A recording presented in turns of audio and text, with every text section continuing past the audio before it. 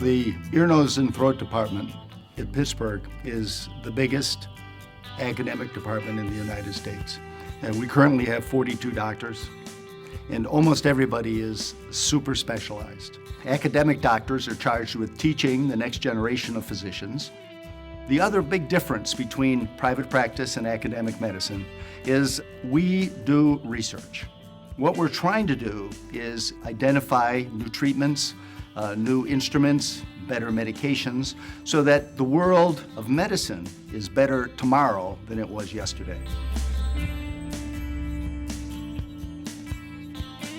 When someone finds out the first time that they have cancer, there's shock, there's a concern. I recognized her early on that I had a fabulous doctor and with a tremendous medical team that gave me the positive attitude. I'm John Nicotra, been a patient of Dr. Johnson since 1998. Currently, I am patient advocate for SPORE, Specialized Programs of Research Excellence.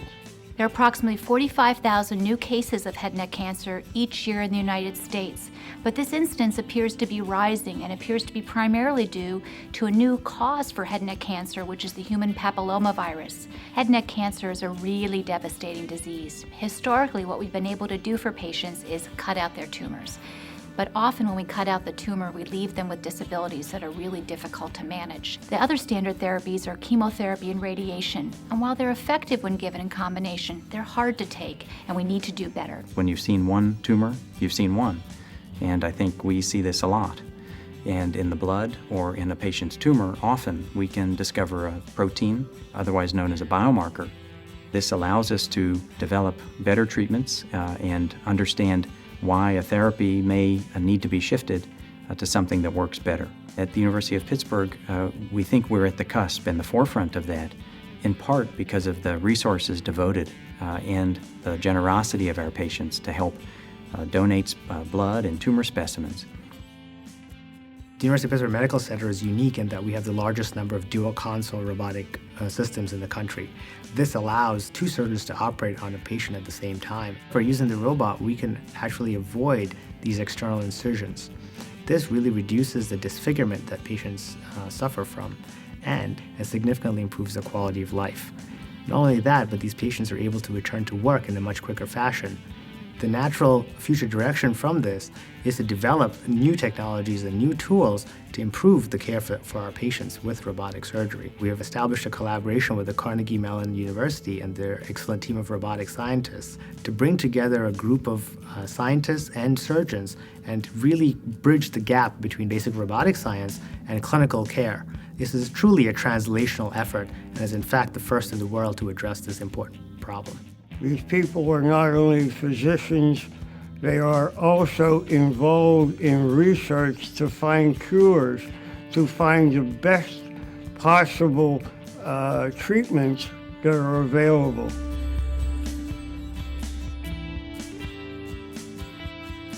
Before Madeline received the treatment of her ear tubes, it was difficult. We had to do several trips to the doctors for her ears when she was sick. Then we'd have to go back for rechecks to make sure that the medicine was working properly. Ear infection after ear infection after ear infection until the pediatrician said, "Let's go to Children's and see what's going on." I wouldn't hear anything, but I saw someone's mouth moving. So I knew someone was talking, but it was hard for me to hear them. Otitis media or ear infection is the most common next to the common cold in children. By 3 years of age, at least 50% of the children had had 3 or more episodes.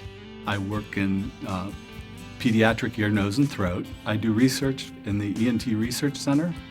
We have a series of projects that are funded by the National Institutes of Health to look at various groups of children that are known to have a lot of ear disease. They obviously have problems with the back of their throat. The hope is that we will identify the differences between those groups of children, and the differences are the things that lead us to treatment choices. The information that they gather from these research studies, it benefits not only Madeline, and it benefits other children and throughout the community. It's estimated that 32 million people in the United States have hearing problems or report difficulty with their hearing. That amounts to nearly 10% of our population. And as you get older than 75 years of age, 50% of people will have hearing problems. It was a little scary at first because I wasn't sure I was ready to acknowledge the fact that I had a hearing loss. When I was in meetings, people at the end of the conference table, I could see their lips move. I could hear partly what they were saying. But as sometimes happens when people trail off at the end of their sentence, I was missing all that. What I have is completely into canal hearing aids now. Probably most people that I work with don't know that I have hearing aids. They're very small, they're very, very unobtrusive, but my life is so much better inside and outside of the work environment because of what they were able to do for me. Audiologists focus on hearing protection whenever possible, which is why we started the Musicians Hearing Center in 2003. Noise-induced hearing loss is 100% preventable. Some hearing losses are not preventable and may be permanent. The good news is hearing loss is 100% treatable. The hearing in my right ear diminished to the point that I basically had little to no hearing in that ear. I wasn't able to speak with people. I hadn't had an experience of hearing loss for any extended time, so I wasn't accustomed to reading sign language or anything of that sort. Just everyday activities were quite frustrating and quite demanding. When I first received the implants, just being able to hear, which you take so much for granted, to have been lost, and in my case, in somewhat of a sudden manner, was quite startling and quite depressing. And then now to be able to experience that again is quite profound. As I say, it's a minor miracle. In the Temple Bone Lab, we have residents practice different surgical procedures. Cochlear implant surgery is one of the procedures that we actively teach in that setting. I'm interested in understanding the anatomy underneath deafness. We have different animal models to mimic pathologies that may happen in humans. We use molecular approaches to understand how the proteins are, where they are in the brain, and also detect any change that is important. We hope that that will provide tools for the development of treatment strategies in the future. I had a high-frequency hearing loss, which is what probably was causing my tinnitus. And it just continued to grow louder and louder. It caused me not to be able to sleep. I really could not function effectively at work, and eventually took 3 months off my job. 10 to 15% of people in the United States probably have tinnitus, and many of them come to medical evaluations because of their concerns. Occasionally we can identify a real source, and in that situation we can provide specific treatment. There was counseling, and I was fitted for these sound generators, which helped to retrain my brain. They said they were going to retrain me not to be aware of this, and they did it. Despite the prevalence of tinnitus, there's currently no effective cure. The Department of Otolaryngology, together with UPMC and the University of Pittsburgh, is dedicated to solve this mystery. So they brought together a group of international neuroscientists who work closely together to study the biology that underlies the perception of phantom sounds. We've managed to develop an animal model of tinnitus, but on top of that, we have now some new imaging techniques. We're trying to understand what are the changes that have occurred to create these hyperactive circuitries. So if we manage to understand what happens in the auditory system, we'll be able to cure the development of tinnitus, and we will be able to stop tinnitus from becoming permanent. As a worldwide problem, for those people who suffer from it, if a cure could be found, that would be amazing.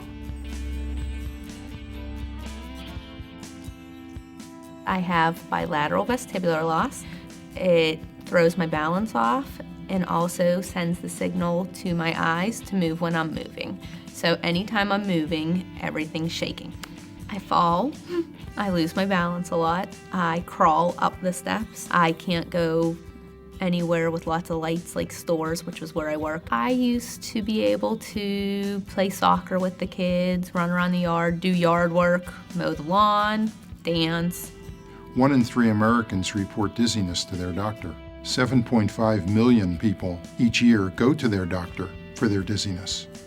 Those disorders can be caused by problems with the inner ear balance mechanism or the brain. Tests that diagnosed me were the rotating chair test, and then they put water in both my ears and then ice water in both of my ears. It was a godsend to have Dr. Furman be able to diagnose me and tell me what was wrong, and that they're working on products that will help me in the future. We believe that we can help most people without surgery. In our team, we have neurologists, physical therapists, and engineers who all come together and work on the same problems. This is very important because there's not one specific treatment that can be used to solve all dizziness and balance disorders. We've developed this display booth where a person acts and feels like they're walking through a virtual grocery store. What we have found is people have an improvement in symptoms and balance function after they've gone through this trial. Another thing that we have is what's called a vibrotactile feedback vest. And this is used to give people tactile cues that can tell them when their body is moving too much in one direction or another, and it allows them to move their body back to a center position. Our concept is to deliver the best care we can and improve treatment options. I went to physical therapy and they helped me with some exercises. Now I know I can live like this. We're certainly enthusiastic about the potential opportunities that we have to make a difference in the lives of our family and the people in our community. Research is real. It does make a difference. But you might ask, what are the impediments? What holds us back? Currently, we're the third leading organization in ear, nose, and throat research in the country in terms of support from the NIH. Be that as it may, we still come up short. It takes extra dollars to do pilot projects, to explore new areas of research, to try things that have never been tried before. We do research so that the world of medicine is better tomorrow than it was yesterday.